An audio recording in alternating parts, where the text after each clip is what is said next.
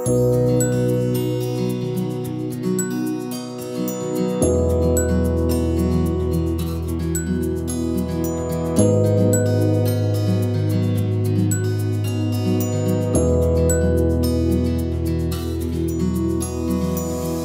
eens goeiedag. Ons laaste kuier uit die boek Lukas het hierdie opskrif: Ongeloof maak stom. Geloof se fontein is 'n borreling. Ek gaan nou lankerig uit die Bybel uit lees, hou net vas hoor. Toe sê Sagaria vir die engel: Waaraan sal ek dit weet? Ek is 'n ou man, my vrou is al op ver gevorderde ouderdom. Die engel antwoord hom: Ek is Gabriël wat in diens van God staan.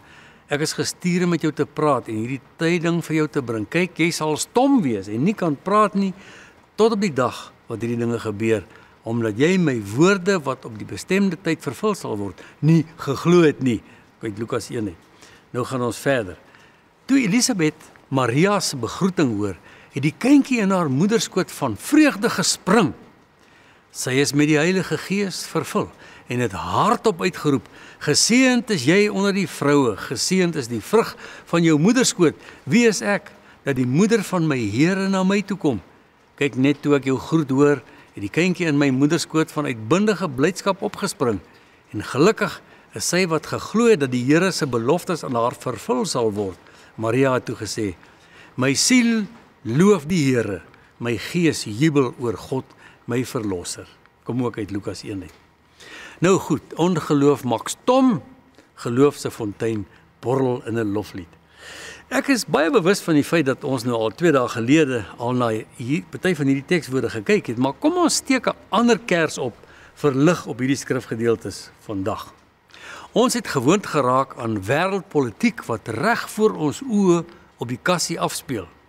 Politiek het nog altyd die daaglikse lewe beïnvloed en die tydsgees van Josef en Maria, die verloofde paar, se verhaal het dit gebeur, net soos by ons. Dit gaan dan nogal oor belastinginvordering en burgerskap. Josef, oorspronklik van Bethlehem, moes vir doeleindes van keiser Augustus se boekhouding, of dalk beter gestel, sy gierigheid, hierdie reis aanpak. Keiser Augustus het gereeld volkstellings laat doen. Jy moes dan gaan aanmeld in die gebied waar jy eiendom besit, en so word jy aangeslaan en moet betaling geskied.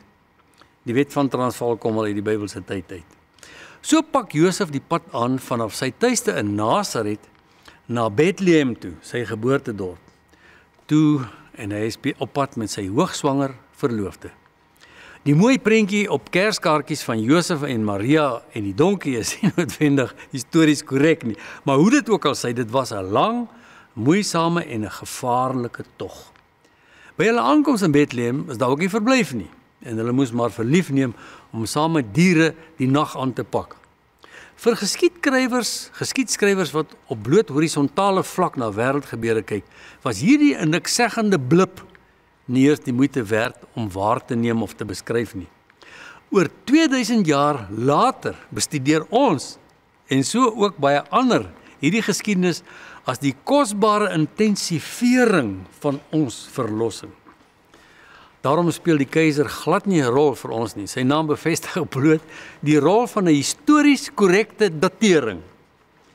Dis die teenoorgestelde van die Bybelskrywers.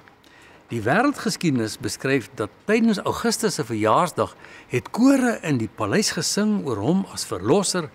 Goddelike eienskappe word aan hom toegedig en hy word besing as die een wat die vrede van die Pax Romana borg.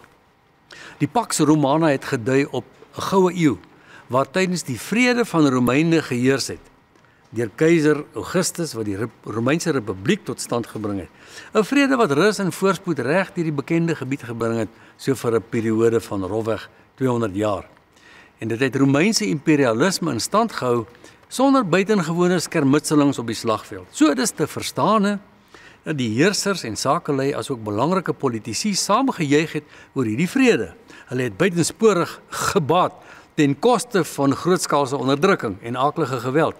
In werklikheid was dit stom, leeg, sonder ego. Herodes wat namens Augustus regeer het, het natuurlik sy pond vleis by die belastingeise gesit en teen al hierdie tendense in kom hemelse nuus.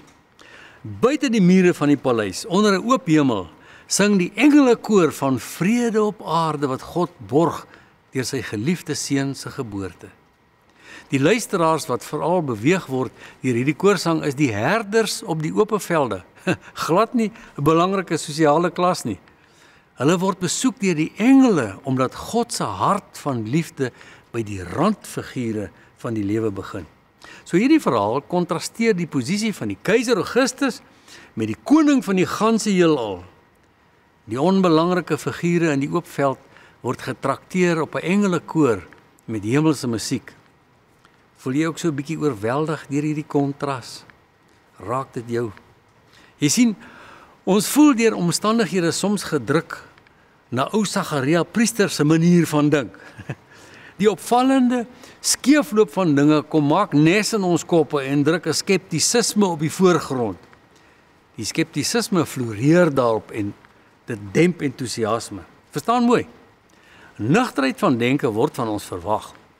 Maar bly oop vir die Heilige Gees se sagte stem. Iemand het opgemerk dat die Heilige Gees 'n ware Heer is. Hy sal nooit boelietaktiek gebruik om jou aandag te kry nie. Op sy beurt is dit dan weer noodsaaklik vir elke mens om op die kanaal van die Vader se frekwensie oop te bly. Veral in enige van ons kerklike feestdae. Die Vader hou van jou geselskap. Veral as jou inkopieslys so 'n bietjie terughou en jy kom net om sy teenwoordigheid op te soek, om te aanbid, om te loof en voor hom stil te word. God hou van stilte. Kom ons eer hom daarvoor. Ewige Here, onbeskryflike God. Dankie dat U ons liefhet, al begryp ons dit nie, ons kan dit nie mooi beskryf nie, ons bestudeer dit, maar dit bly ons bietjie ontwyk. Ons kan maar net voor U buiging geloof sê, dankie Here, dankie Here. U is die God van ons heil. Ons wy hierdie feestyd aan U toe. Ons bid vir die wêreld. Daar is soveel konflik op die wêreldtoneel. Daar is soveel mense wie se egos hulle hele agenda dryf. Help ons Here om ons ego aan die voet van die kruis neer te sit, U te aanbid en U liefde gratis aan te bied rondom ons. Ek bid vir elkeen wat hier ingeskakel is vandag, raak die hart met U liefde. In Jesus se naam. Amen.